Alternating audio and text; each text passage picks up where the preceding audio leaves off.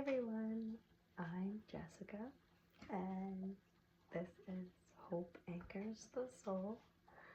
Um, and I am a recovering alcoholic, and I share my story and other things along my alcoholism journey through ASMR and um, through my experiences in hopes to reach out and help other people. And if anybody would like to reach out to me for help or just to talk, because anybody in recovery knows that talking to a fellow alcoholic or addict, I also, converse a lot with addicts as well. It's one big community, all in one, because we all know what each other is going through. And that kind of leads into what I am going to kind of talk about today. It's kind of inspired by a lot of people in my life right now. So today I'm going to talk about relationships in general. Not necessarily romantic relationships, even though that's part of it, but romantic relationships, family relationships, friendships, acquaintances, anybody that you come across. Any relationship that can be a part of your life is an influence on your journey through recovery or even active addiction and active alcoholism. Anybody is some kind of influence in it. And that can be a good influence or bad influence. And that's what I'm going to talk about today. So, before I even start, I'd like to thank everybody that I, have been a positive or negative influence on my journey. Specifically the positive ones, obviously, but the negative ones have also brought me to where I had to make my turn to make positive influences in my life. So in turn, they kind of made a positive in a way. They had to show me my bottom to bring myself back up again. Or not necessarily them show me, but kind of be there when I found it, I guess. So yeah. So anyways, let me start by saying that everybody was in my life for a reason.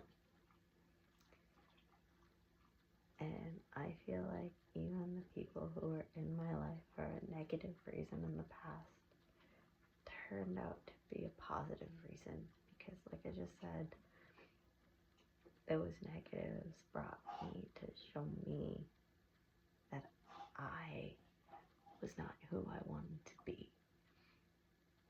And if I didn't see that for myself, I wouldn't have made the change for myself to be who I wanted to be.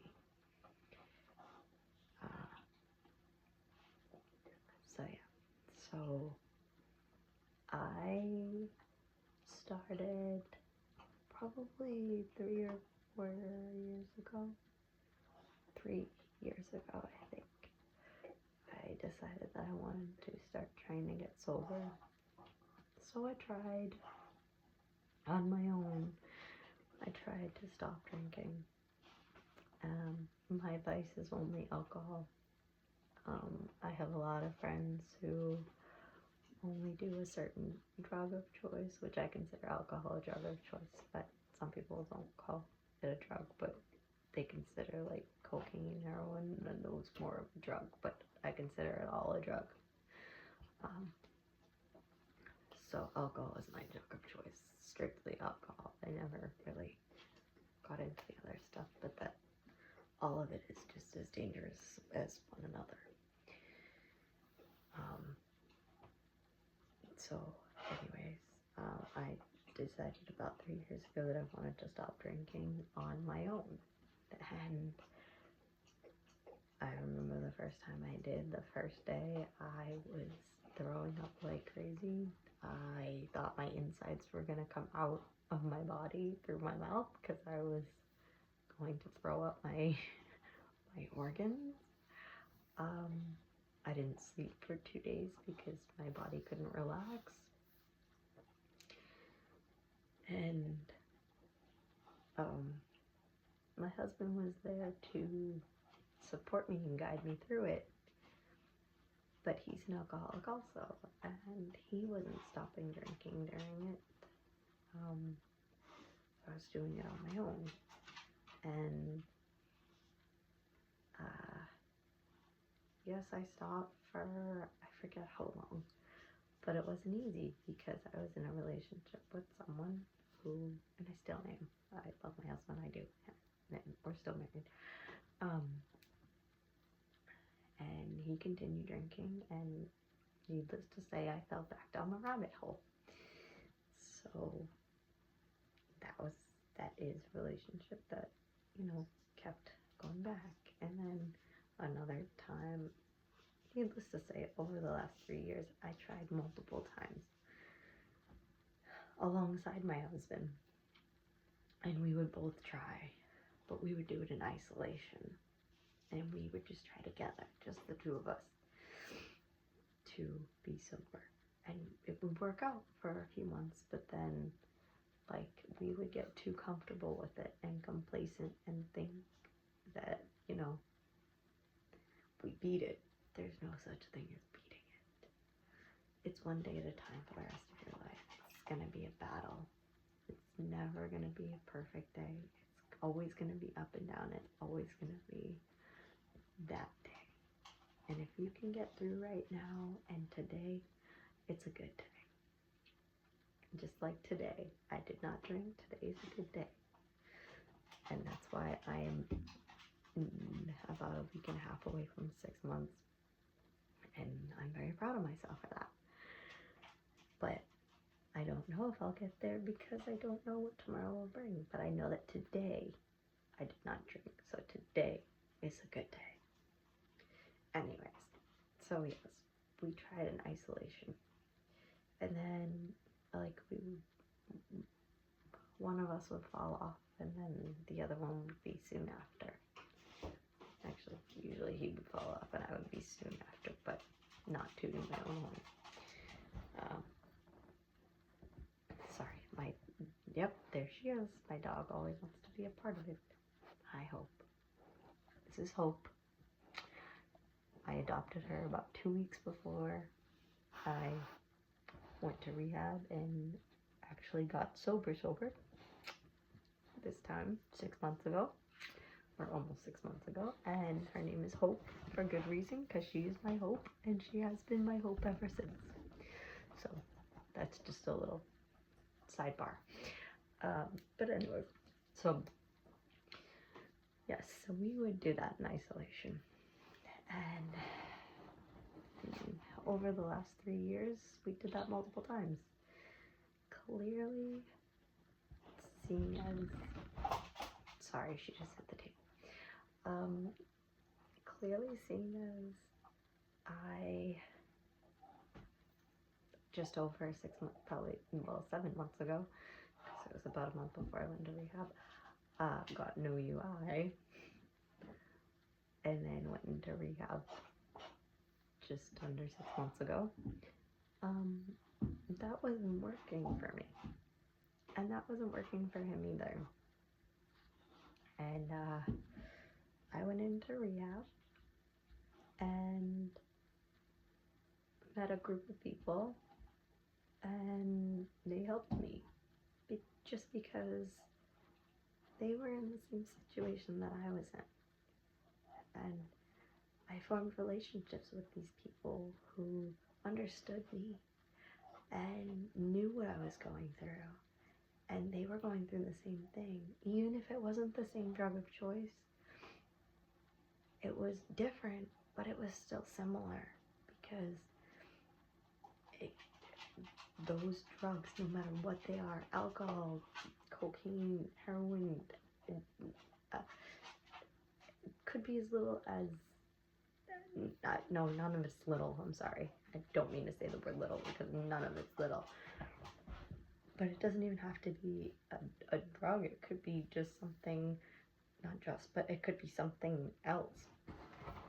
It could be something that is just hindering your life. It could be an eating disorder. It could be an addiction to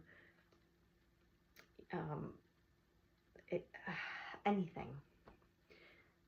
But if it's hindering your life in some way, we can all relate to it. It's causing some kind of trauma to you. And that's how we're all similar, is that it's causing some kind of trauma.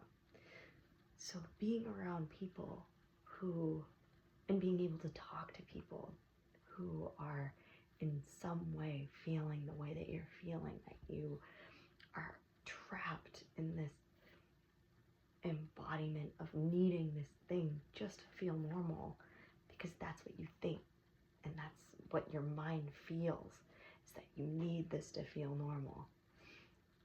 Just when is that next drink to feel normal? Because that's what your mind is telling your body that you need. And knowing that all of these people feel that same way. That community and those relationships are a different type of relationship than you'll ever have with anybody else. Because people who don't have this disease can't truly understand what you're feeling inside. They want to, the people who truly care about you and want to. That is, by all means, it's very honorable, but they can't.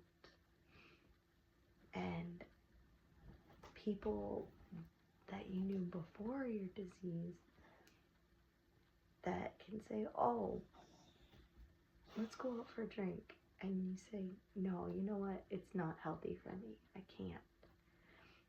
Well, why not? I can't. Why? You can just have one, but that's the thing. Somebody with this disease can't just have one. We always say one is too many, because 1,000 is never enough. Because once you have that one, it just has to keep going. And that's a part of the disease. But people who don't have this disease will never understand it. And that's the difference between a relationship with somebody who doesn't have this disease and a relationship with someone who does. And people, don't get me wrong, there's nothing wrong with having relationships outside, but just there's an understanding line, I guess. I don't know how to word it to make it seem like I'm not like putting a judgment behind it, because it's not about judging. It's just the feeling and the mentality and the chemical brain process will never be understood on both sides. And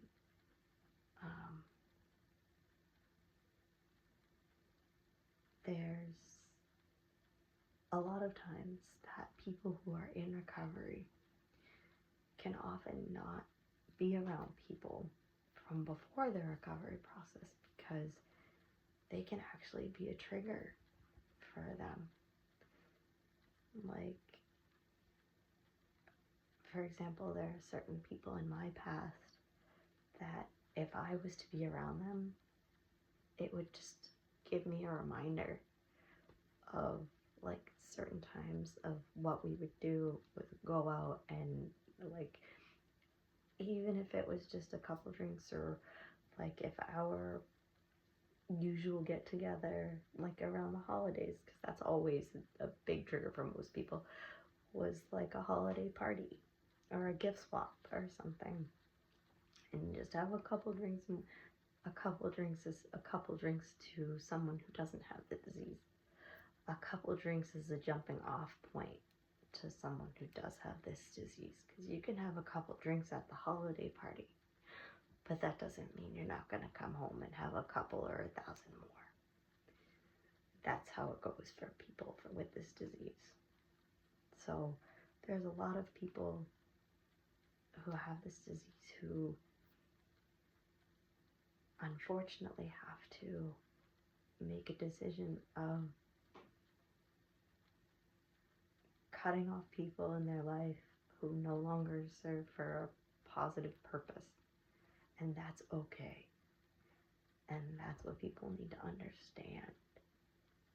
Because it's okay to be selfish when you're in recovery. Because if you're not selfish, you won't get anywhere. If you don't help yourself first, you can't help anyone else. So if you can't be selfish and say, I'm sorry, I can't do this. I can't be around you because you make, like, the memories with you make me want to drink, and when I drink, I'm a bad person, and you wouldn't want to be around me anyways. Then what would happen is you would drink with that person, turn into the person that you don't want to be, and then that person wouldn't want to be around you a few hours later, or not even a few hours later, just a couple of drinks later. Who knows how long it would take you to drink them down, and then what do you have then? Just the person that you don't want to be and the person that nobody wants to be around. So, fortunately, there are people that do understand, and I am lucky because I've met a group of people and they just keep coming into my life in sobriety that I love being around and I love being able to talk to, because I'm not afraid and I know they're not going to judge me, and that's the best part. I can say whatever I want to say.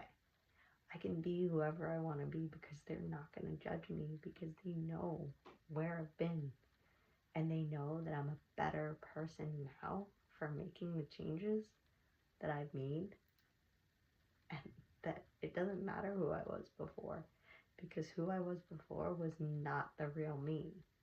Who I was before was taken over by the devil, or however you want to word it or look at it. It was taken over by something that was not me. It was just taken over by anything that you want to look at. I say the devil because for anybody who's watched my previous videos, I also read tarot cards, and the devil is a tarot card that represents temptation, and temptation leads to addiction, and the devil often represents addiction because of that temptation factor. So yeah, but people are often, or people who don't have this disease and don't understand how much it takes over your whole life, don't understand that like, people who don't have it don't understand how much it really does take over, and they hold you 100% accountable for everything that you do, and they say, oh, it's just an excuse, which, I mean, for someone who doesn't understand, I guess I get it, but for somebody with this disease, it is a disease, and it's uncontrollable. Once you have that first sip, it's uncontrollable. And that's why relationships with people are very fine-lined.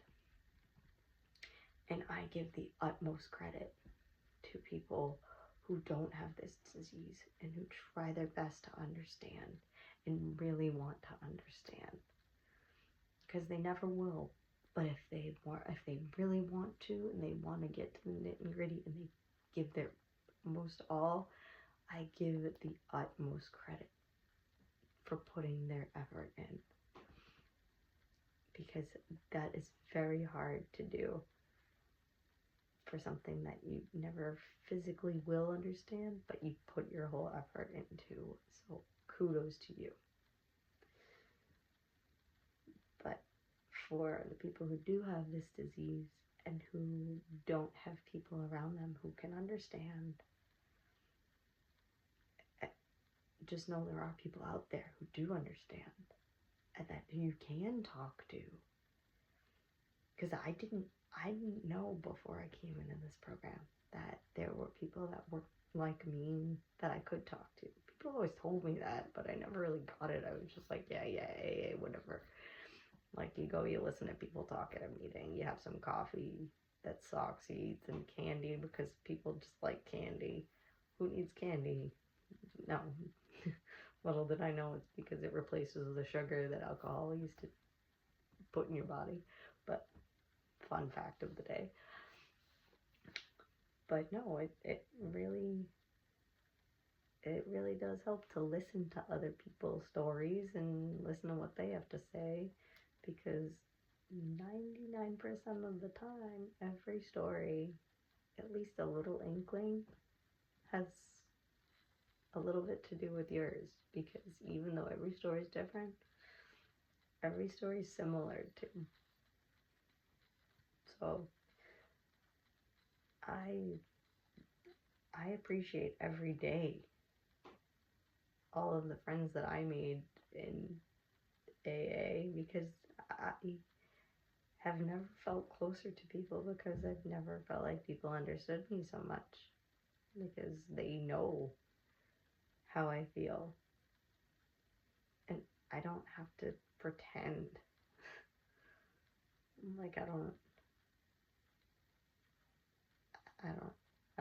have to, I don't know how to explain it. It is unexplainable. But if I said it in front of them, they would know exactly what I was saying, because it's like, that's what I mean. Like, I don't have to explain it. And that's exactly what it's like. It's somebody with this disease doesn't have to explain it. And that's what somebody always used to say to me is, oh, what was it? It was,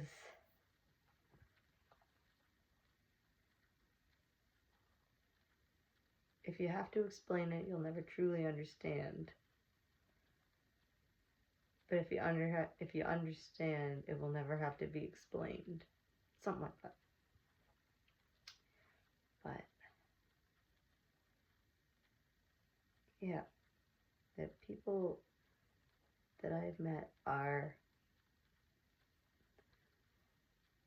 the closest people in the world to me. And I've only known them a short time. But I feel like I've known them forever, because I feel like they are what's inside of me that I could never relate to with other people who weren't like me, I guess.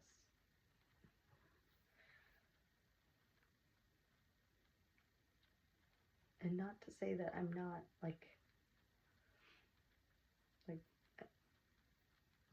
I'm very much looking forward to my husband coming home from rehab, and him being sober also, and him understanding, because I have talked to him multiple times while he was there, and I do hear the difference in his voice, and I did go visit him, and I saw him, and I can see the difference in him, and I know that he's feeling it also, so I can't wait to have him home and feel us together day by day also. But I'm not saying anything about any other relationships. I'm just saying, in my own experience, that